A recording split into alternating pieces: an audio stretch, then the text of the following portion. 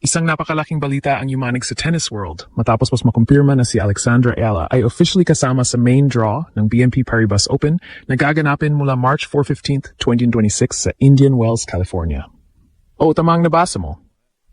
Diretsong main draw si Alex at makakasama niya ang biggest names sa women's tennis ngayon. Ang tournament na ito, na kilala rin bilang Indian Wells, ay isa sa pinaka-prestihiyosong WTA 1000 events sa mundo. At ngayong 2026 edition, literal na star-studded ang lineup.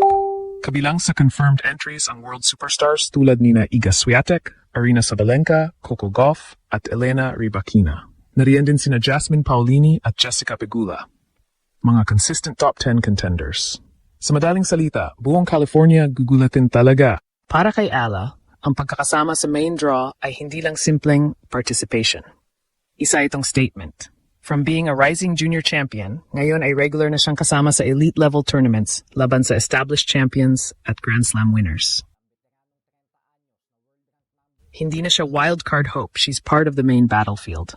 Ang entry list ay halo ng established elites at rising stars. Makikita ang mga pangalan tulad ni Naomi Osaka, Emma Raducanu, Elina Svitolina, Marketa Vondrousova at Qinwen Zheng.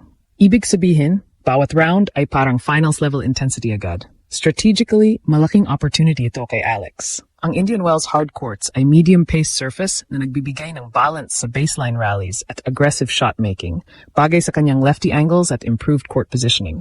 Kung makakuha siya ng magandang draw, posible ang deep run. At kung mangyari iyon, mas lalo pang tataas ang kanyang global ranking at visibility. Importante ring tandaan na ang player list ay subject to change hanggang sa official draw, pero sa ngayon, confirmed siya bilang playing. Ibig sabihin, kasama siya sa kasalukuyang main entries. Sa dami ng global icons na lalahok, ang presensya ni Alexandra Ayala ay simbolo ng pag-angat ng Philippine tennis sa world stage. Hindi na lang siya promising talent, isa na siyang legitimate contender na haharap sa pinakamalalakas sa mundo. California, get ready.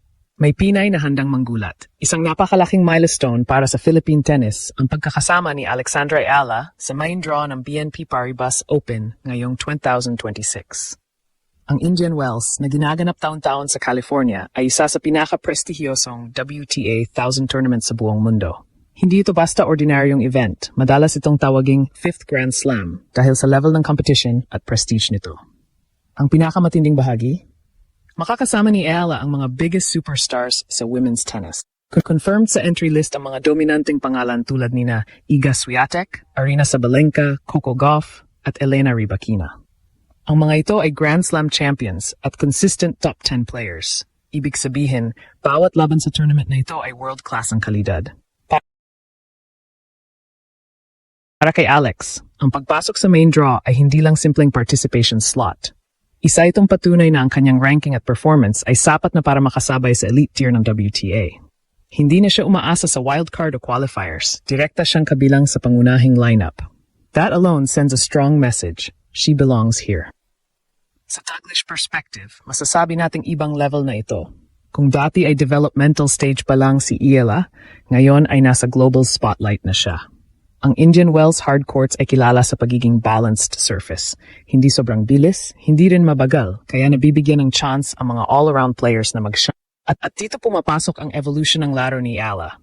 Improved serve percentage, mas aggressive baseline positioning, at mas composed na decision-making sa crucial points. Hindi rin biro ang depth ng field.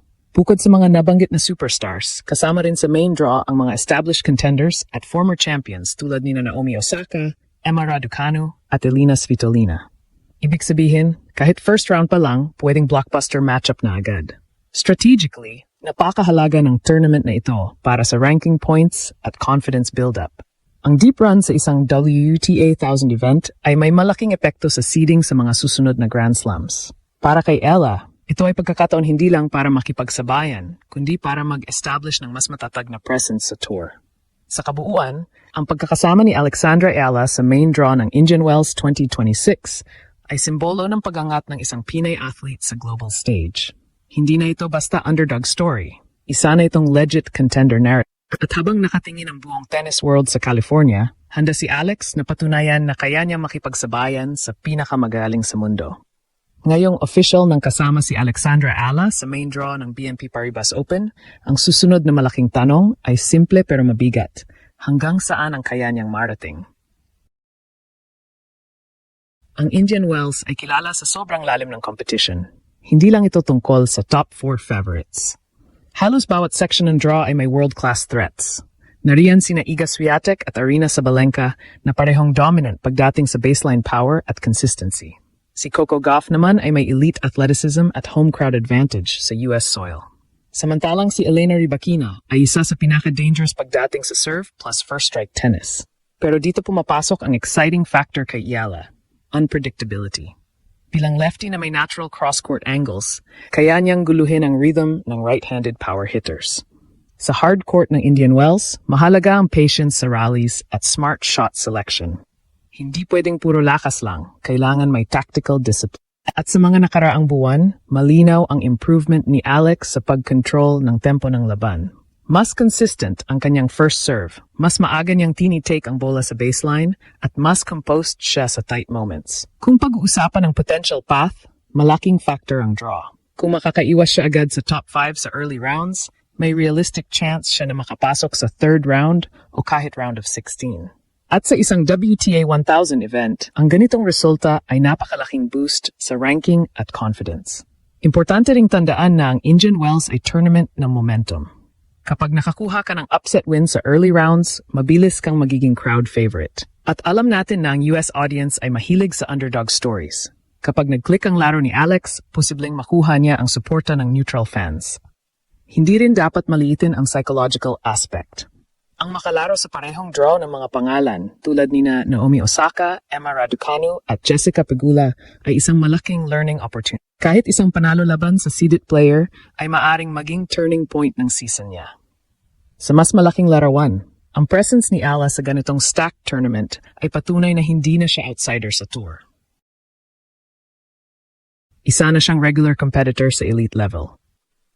At habang nakatutok ang buong California sa mga reigning champions, may isang Pinay na tahimik pero determinadong handang manggulat. Hindi man siya ang top favorite, pero sa tennis, isang inspired week lang ang kailangan para mabago ang narrative. At baka ngayong Indian Wells 2026 doon magsimula ang mas malaking global breakthrough ni Alexandra Ayala. Sa kabuuan, ang pagkakasama ni Alexandra Ayala sa main draw ng BNP Paribas Open ay isang malinaw na patunay na narating na niya ang elite level ng women's tennis.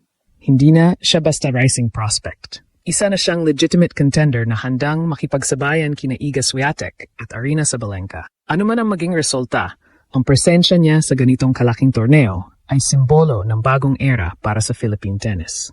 Buong mundo ay nakatingin at handa si Alex na patunayan na kaya niyang manggulat sa pinakamalaking entablado